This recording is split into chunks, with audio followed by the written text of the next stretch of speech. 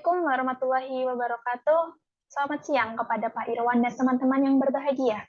Izinkan saya, Nabila Ali Rahman, untuk mempresentasikan pembahasan mengenai ujian tengah semester pengantar proses stokastik kelas Mata tahun pelajaran 2022-2023. Adapun overview yang akan saya bahas pada kesempatan kali ini, yang pertama mengenai pembahasan soal nomor 1 UTS, pembahasan soal nomor 2 UTS, dan yang terakhir pembahasan soal nomor 3 UTS.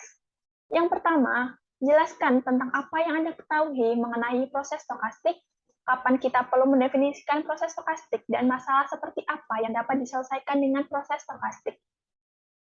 Nah, yang pertama akan kita mulai dengan definisi terlebih dahulu. Di sini ada 3 definisi yang saya paparkan, dan ini sebenarnya ekuivalen. Yang pertama, proses stokastik merupakan proses acak yang berkembang seiring dengan waktu, atau proses stokastik adalah sekumpulan variabel acak X dengan indeks waktu, atau lebih lengkap lagi, proses stokastik dapat dinyatakan sebagai koleksi dari variabel acak XT dengan indeks T merupakan anggota himpunan I, di mana himpunan I merupakan himpunan indeks dari proses. Adapun random variabel yang didefinisikan adalah sebagai state space S. Kemudian parameter dari proses stokastik sendiri yang ada 2 jenis, yaitu yang pertama discrete dan yang kedua ada continue. Adapun discrete sendiri merupakan parameter dengan T ini merupakan himpunan dari bilangan bulat. Sedangkan continue sendiri, T sendiri masih berada dalam suatu interval positif, jadi nilainya belum tentu bilangan bulat. Gitu. Kemudian untuk ruang state atau biasa kita kenal dengan state space, terdapat 4 kemungkinan dari parameter yang kita punya. Yang pertama, kemungkinan pertama merupakan proses stokastik dengan parameter discrete menghasilkan ruang state discrete. Kemudian, kemungkinan kedua, proses stokastik dengan parameter discrete akan menghasilkan ruang state continue. Kemudian, yang kemungkinan ketiga, proses stokastik dengan parameter continue menghasilkan ruang state discrete. Dan yang kemungkinan terakhir, proses stokastik dengan parameter continue akan menghasilkan ruang state continue. Adapun gambaran perbedaan dari keempat kemungkinan ini akan saya paparkan melalui contoh. Kemudian, kapan kita perlu mendefinisikan suatu proses stokastik? Nah, proses stokastik sendiri dapat didefinisikan ketika terdapat kejadian atau fenomena yang memuat probabilitas dengan indeks waktu. Maksud dari indeks waktu tersendiri yaitu berjalan beriringan dengan waktu. Kemudian komponen terjadinya proses stokastik yaitu terdapat peluang atau probabilitas atas terjadinya sesuatu. Dan kemudian yang kedua ada variabel acak yang berindeks waktu, yang berjalan beriringan dengan waktu. Semisal waktunya bertambah, variabel acaknya bisa menurun atau bisa bertambah juga. Gitu. Nah, alurnya sendiri yang pertama diketahui suatu probabilitas, kemudian terdapat variabel acak. Nah, selanjutnya probabilitas dan variabel acak ini dapat didefinisikan sebagai proses stokastik. Nah, selanjutnya ada jenis masalah proses stokastik. Adapun ciri-ciri masalah yang dapat diselesaikan dengan proses stokastik adalah yang pertama pastinya membuat probabilitas atau peluang terjadinya sesuatu. Kemudian yang kedua, membuat variabel random yang berindeks waktu. Yang ketiga, ini masalah mengalami perubahan seiring bertambahnya waktu, tidak konstan. Jadi perubahan ini bisa mengalami kenaikan maupun penurunan, namun tidak konstan dalam jangka waktu yang lama. Mungkin bisa konstan dalam jangka waktu tertentu, namun tidak selamanya itu konstan. Kemudian contohnya, ini ada model antrian sederhana, kemudian ada pertumbuhan populasi, kemudian ada harga saham. Nah, mungkin dari grafik di sini bisa kita lihat bagaimana proses stokastik itu ketika digambarkan. Ini sebagai salah satu contoh dari grafik harga saham yang seiring bertambahnya waktu, ada grafik yang menurun, ada grafik yang naik. Ini sesuai dengan kenaikan atau penurunan harga saham berdasarkan waktu-waktu tertentu. Baik, berikutnya mengenai contoh yang saya maksud dari pembahasan state space tadi. Nah, yang pertama nih, misalkan XT merupakan variabel random yang menyatakan banyaknya pengunjung yang datang pada sebuah swalayan selama periode waktu dari interval 0 sampai T, maka XT dengan indeks T anggota T merupakan suatu proses stokastik. Yang kedua, proses stokastik ini merupakan proses stokastik dengan parameter kontinu, karena di sini diberikan suatu interval dari 0 sampai T. Kemudian ruang state space proses stokastik ini meliputi untuk X1 menyatakan banyak pengunjung yang datang dari swalayan buka sampai 1 jam berikutnya, yaitu X1 sama dengan 0, 1, 2, di mana 0, 1, 2, dan seterusnya ini menyatakan banyak pengunjung yang datang. Kemudian untuk X2, yaitu menyatakan banyak pengunjung yang datang dari swalayan bukan sampai 2 jam berikutnya. Dari mana X2 ini bisa dinyatakan sebagai 0, 1, 2, dan seterusnya, dan sama, yaitu banyak pengunjung yang datang dari swalayan, dan seterusnya. Nah, ruang state-nya ini discrete karena di sini merupakan anggota bilangan bulat. Karena pengunjung itu jumlahnya tidak mungkin kontinu. Pengunjung kan bukan berada di suatu interval yang bukan merupakan bilangan bulat. Jadi pengunjung ini pasti bilangan bulat. Jadi ruang state-nya pasti discrete. Nomor 2, kemudian izinkan saya untuk membacakan soal terlebih dahulu. Let X and be a Markov chain on state space 1, 2, 3, 4, 5 with transition matrix in below. Pertanyaannya, ada 5 pertanyaan. Yang pertama, is this chain irreducible and is it aperiodic? Find the stationary probability vector. Next, suppose the chain starts in state 1. What is the expected number of steps until it is in state 1 again? Next, again, suppose x0 is 1. What is the expected number of steps until the chain is in state 4? And the last, again, suppose x0 is 1. What is the probability that the chain will enter state 5 before it enters state 3? Nah, sebelum memasuki pembahasannya, di sini diketahui bahwa matriks transisi P ini sebagai berikut. Nah, saya akan membuat matriks ini menjadi diagram Markov chain dan dapatkan diagram seperti ini. Ini langkahnya dengan mengambil misal dari 1 ke 1 itu 0, berarti tidak ada yang kembali ke dirinya sendiri. Kemudian state 1 ke state 2 ini terhubung dengan probabilitasnya setengah, kemudian 1 ke state 3 terhubung juga dengan probabilitasnya setengah, dan 1 ke 4 0, atau tidak terhubung, dan 1 ke 5 0, atau tidak terhubung juga.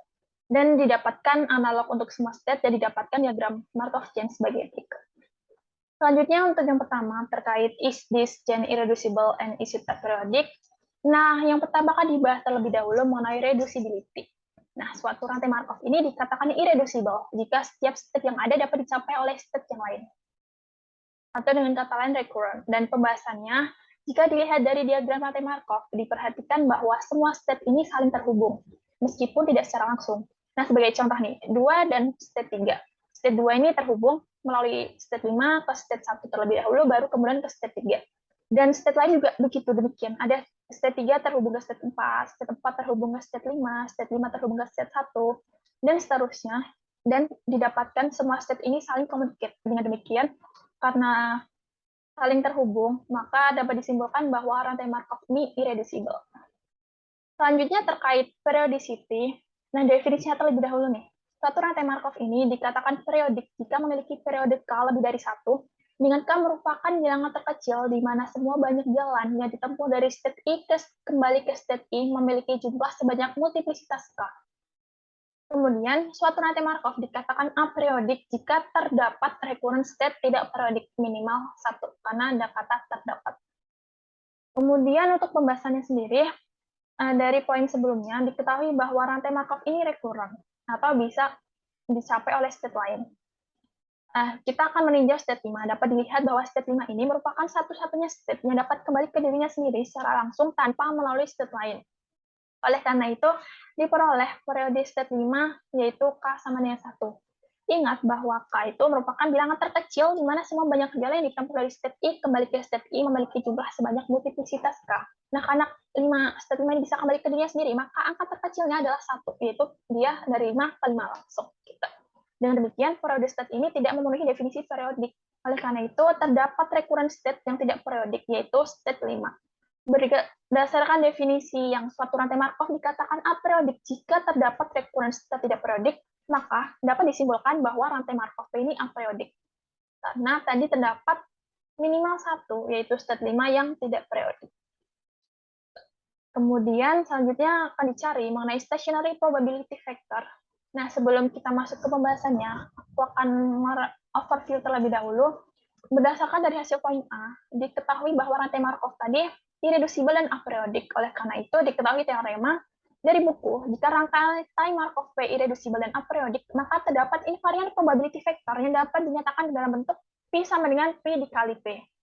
Nah, karena rantai Markov yang diketahui ini memenuhi syarat berlakunya teorema ini, maka akan dicari stationary probability factor dengan menyelesaikan persamaan ini. Nah, karena Markov chain P ini terdiri dari 5 state, maka kita inisialisasi sebagai P1 hingga P5. Nah, kemudian dikalikan dengan matriks transisi yang sudah diketahui pada soal, dan didapatkan hasil demikian. Nah, kemudian kita akan mensamadengkan antara kolom paling kiri dengan kolom paling kanan. Nah, jadi diambil P1 sama dengan P4 ditambah P5 per 2, P2 sama dengan P1 per 2, P3 sama dengan P1 per 2, hingga P5 didapatkan sebagai berikut. Nah, setelah itu didapatkan sistem persamaan, itu P1 sama dengan sekian, P2 hingga P5. Nah, perlu diperhatikan bahwa P2 dan P3 ini hanya mengandung variabel satu, yaitu P1. Oleh karena itu, karena P4 dan P5 ini mengandung P2 dan P3, maka kita dapat mengganti P2 dan P3 tadi menjadi variabel P1. Nah, ini P2 ini akan kita ganti dengan P1 per 2, P3 kita ganti dengan P1 per 2, dan didapatkan P4 3 P1 per 10. Kemudian analog dengan P5, yaitu P2 dibagi dengan P1 per 2, P3 diganti dengan P1 per 2, dan didapatkan P5 hasilnya 7 P1 per 5. Adapun persamaan dari 1 sampai 5 ini sudah mengandung satu variabel P1 antara P2, P3, P4, dan P5. Tadi persamaan 1 sampai 5 sudah memuat 1 sampai 5 tadi disubstitusikan ke persamaan 6 dan didapatkan hasilnya yaitu per 2 ditambah 3 P1 per 2, 10 ditambah 7 P1 per 5. Jadi didapatkan P1 ini 10 per 37. Nah, kemudian nilai P1 yang didapat sampai 5. Jadi didapatkan P1 tadi 10 per 37, P2 5 per 37, P3 5 per 37, P4 3 per 37, dan P5 14 per 37. Jadi didapatkan stationary probability 10 per 37, 5, P2 5 per 37, P3 5 per 37, P4 3 per 37, dan P5 14 per 37. Kemudian kita akan masuk ke pertanyaan C. Suppose the chain starts in step 1, what is the expected number of steps until it is in step 1 again? Diperhatikan bahwa nilai ekspektasi memiliki rumus umum dari E dari T merupakan 1 dibagi PI, di mana ini merupakan nomor indeks dari step. Oleh karena itu, untuk mencari nilai ekspektasi, langkah dari step 1 kembali ke step 1, kita cukup mencari E1, yaitu 1 dibagi P1. Tadi didapatkan bahwa P1 ini 10 per 37. Jadi didapatkan E1 ini 37 per 10, atau dengan kata lain, nilai ekspektasi langkah dari state 1 kembali ke state 1 adalah 37 per 10. Kemudian untuk pertanyaan selanjutnya, again, suppose x0 is 1, what is the expected number of steps until the chain is in state 4? Nah, akan dicari nilai ekspektasi dari state 1 ke state 4. Nah, sebelum itu kita akan membentuk matriks transisi P menjadi matriks berikut. Jadi matriks transisi P tadi kita bisa menjadi matriks I 0 SQ, di mana matriks I merupakan matriks identitas yang diagonal utamanya itu bernilai 1 dan lainnya 0. Kemudian matriks 0 ini merupakan matriks yang semuanya berisi 0. Kemudian matriks S dan Q ini menyesuaikan dari pembentukan matriks I dan 0. Dan didapatkan hasil sebagai berikut. Nah, untuk bagian sini, ini merupakan matriks I, yaitu yang memuat diagonal 1. Kemudian ini matriks 0, di mana ini semua barisnya 0. Kemudian di bagian sini, untuk kolom pertama ini merupakan matriks S, dan sisanya ini merupakan matriks Q. Oleh karena itu, didapatkan matriks Q adalah sebagai berikut, dan matriks S sebagai berikut. Nah, selanjutnya, untuk pertanyaan ini, kita menghiraukan matriks S, karena kita akan berfokus pada matriks Q saja. Nah, kemudian akan dicari inverse dari I min Q. Nah, sebelum itu, kita mencari dulu nih, matriks I min Q itu apa? Nah, matriks I sendiri itu merupakan matriks diagonal, yang diagonal utamanya itu 1 dan sisanya 0. Jadi, didapatkan matriks I min Q itu sebagai berikut. Kemudian ketika kita inversekan, didapatkan hasil sebagai berikut. Nah, kemudian diperhatikan kembali nih, misalkan tadi matriks inverse dari I min Q itu kita asumsikan sebagai M. Jadi kita mendapatkan nilai matriks M ini adalah sebagai berikut dengan entry-nya seperti yang tertera pada layar. Nah, kemudian untuk menghitung nilai ekspektasi banyak langkah dari state 1 ke state 4 adalah jumlah semua entry baris pertama pada matriks M. Jadi diperoleh ekspektasinya itu 10 ditambah 10 per 3 ditambah 5 per 3 ditambah 5 per 3 ditambah 14 per 3. Jadi jumlah dari semua entry baris di baris pertama. Dan didapatkan nilai ekspektasi banyak langkah dari state 1 ke state 4 adalah 34 per 3. Nah, untuk pertanyaan yang terakhir, again, suppose x0 is 1, what is the probability that the chain will enter state 5 before it enters state 3? Nah, caranya masih sama seperti yang sebelumnya, kita ubah matriks transisi P menjadi matriks demikian, dengan absorbing state 3 dan state 5. Jadi state 3 dan state 5 ini kita asumsikan sebagai matriks identitas dan didapatkan sebagai berikut. Ini sebagai matriks I, yaitu yang diagonal utamanya adalah 1. Kemudian ini matriks 0 yang berisi 0, kemudian yang di bagian sini ini matriks S, dan di bagian sini ini matriks Q. Nah, setelah itu diperoleh matriks Q dan matriks S. Jika pada langkah sebelumnya kita menghiraukan matriks S, nah, untuk langkah ini kita akan menggunakan matriks S sebagai perhitungan. Kemudian, untuk menghitung probabilitas adalah kita mengalihkan antara inverse matriks dari I min Q dikalikan dengan S. Nah, adapun matriks I min Q sendiri didapatkan sedemikian rupa. Kemudian kita inversekan terlebih dahulu dan kemudian dikalikan dengan matriks S. Nah, didapatkan matriks S ini didapatkan matriks probabilitas adalah sebagai berikut, yang berisi antrinya 5/9, 4/9, 1/9, 8/9, dan 5/9, 4/9. Nah, karena ini sudah merupakan matriks probabilitas, jadi jumlah entry tiap barisnya ini sama dengan 1. Namun, pertanyaannya adalah probabilitas rantai dari state 1 masuk ke state 5 sebelum ke state 3. Nah, ini ditentukan oleh nilai entry baris pertama kolom kedua, yaitu 4/9. Kemudian kita akan memasuki pembahasan soal nomor 3, yaitu akan dicari yang pertama latar belakang hingga perumusan masalah, kemudian proses pendefinisian tersebut dirumuskan, dan yang terakhir kesimpulan penelitian berdasarkan rumusan variabel stokastik. Adapun paper yang kami ambil yaitu Simulation of Tennis Behavior Using Finite Markov Chains. Nah, ini disusun oleh F. Rote dan M. Lems di tahun 2022. Nah, latar belakangnya sendiri, pada tahun 1991, Lems ini pertama kali menggunakan pemodelan rantai Markov dan matriks transisi dalam analisis pertandingan tenis. Jadi, sebelumnya Lems ini pernah memodelkan pertandingan tenis dengan rantai Markov. Namun, didapatkan hasil validasi yang tidak memuaskan karena tidak menekankan tingkat keberhasilan yang berbeda ketika mengembalikan pengembalian servis pertama dan kedua. Kedua hal ini dikonsolidasikan dalam satu keadaan komprehensif pengembalian, dan ini cukup melanggar properti Markov. Oleh karena itu, tujuan dari penelitian ini adalah yang pertama memperbaiki matriks transisi Markov dalam pemodelan tenis yang dirancang oleh Lems pada tahun 1991. Yang kedua, memberikan informasi aktual tentang relevansi perilaku taktis dalam teknis, karena harus mengasumsikan bahwa ada perubahan permanen dalam hal itu.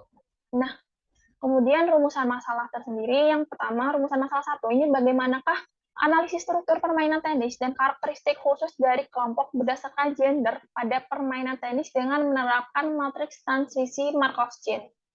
Kemudian rumusan masalah yang kedua, yaitu bagaimana relevansi antara beberapa state terpilih di antara first serve, second serve, return on first serve, return on second serve, ground strokes, 4 and 6, and grand stroke more than 6 net stroke dengan performa penampilan dalam pertandingan tenis. Nah, selanjutnya sumber datanya sendiri. Yang pertama, jenis data. Data ini diambil berupa sampel untuk mewakili turnamen tenis tingkat tinggi, yaitu sampel pertandingan Australian Open dan French Open, di mana IO dan FO ini merupakan dua turnamen dengan tingkat tinggi. Jadi kita mengambil sampel tingkat tinggi begitu. Kemudian untuk sumber datanya, pengamatan turnamen ini secara sistematis berdasarkan video pertandingan dengan menerapkan sistem kategori.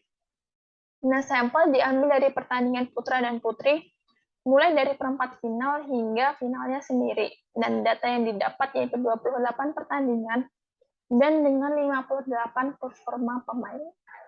Adapun variabel stokastik yang didefinisikan pada rantai Markov ini, yang pertama ada S1 atau first serve dan S2 second serve. Adapun S1, S2 ini kita gunakan kembali karena salah satu dari tujuan paper ini memperbaiki matriks transisi Markov dalam pemodelan teknis yang sudah dirancang oleh Lems, dan pada Markov chain Lems yang sudah dibuat terdapat variabel 1 dan 2, sehingga paper ini tetap harus membuat variabel S1 dan S2.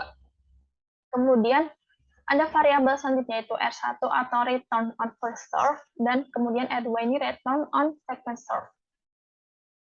Kemudian karena pada Markov chain-nya sudah dibuat sebelumnya, pengembalian servis 1 dan 2 ini tidak terpisah. Maka pada perbaikan Markov chain dalam paper ini, Didefinisikan pengembalian servis 1 ini dan servis 2 secara terpisah. Jadi pada paper sebelumnya yang sudah dirancang oleh Lens pada tahun 1991, R1 dan R2 ini tidak terpisah. Namun karena paper ini bertujuan untuk memperbaiki, maka R1 dan R2 ini dipisah.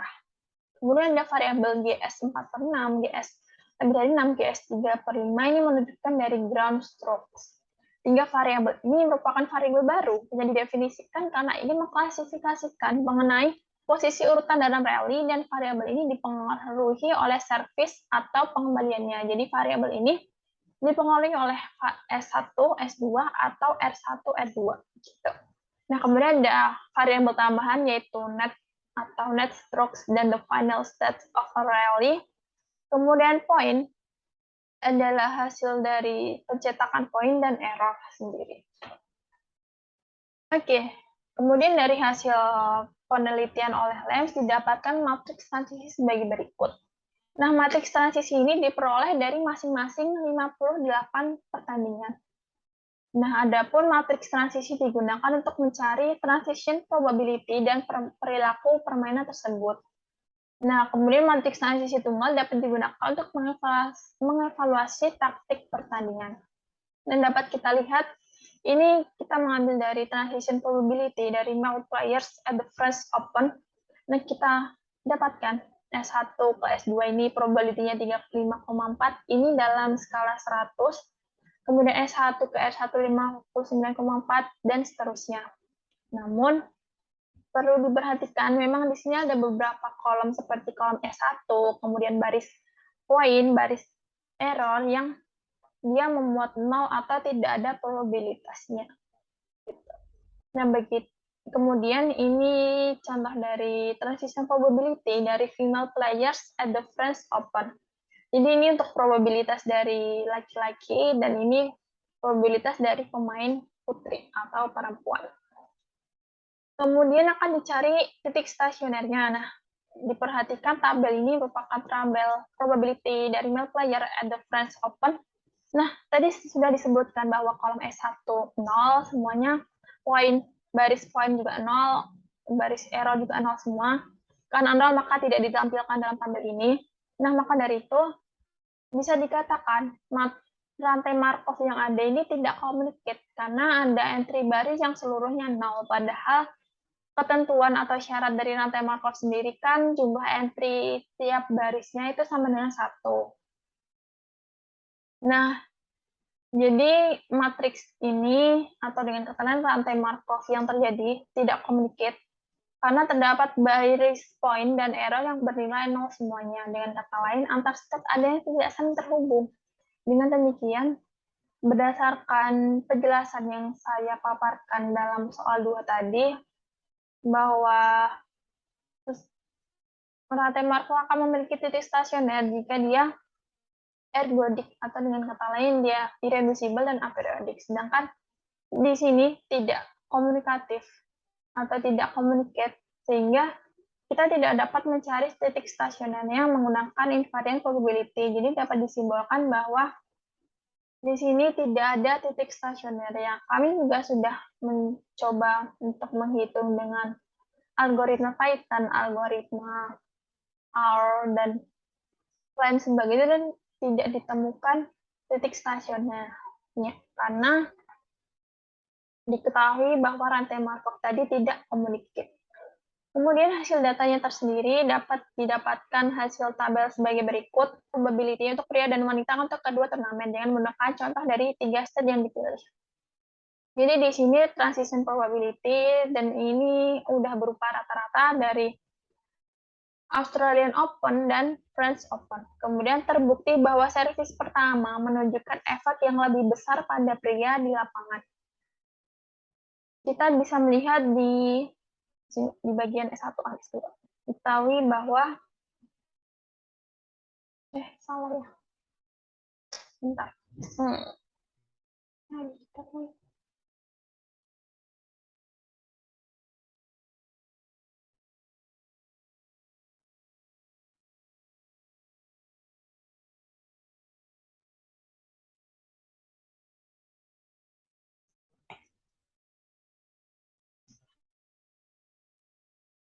Oh, oke. Selanjutnya akan mengenai hasil data yang didapatkan tabel ini merupakan rata-rata transition probabilities untuk pria dan wanita untuk kedua turnamen dengan menggunakan contoh dari 3 state yang dipilih.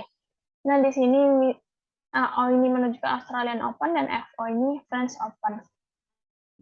Kemudian terbukti bahwa servis pertama menunjukkan efek yang lebih besar pada pria.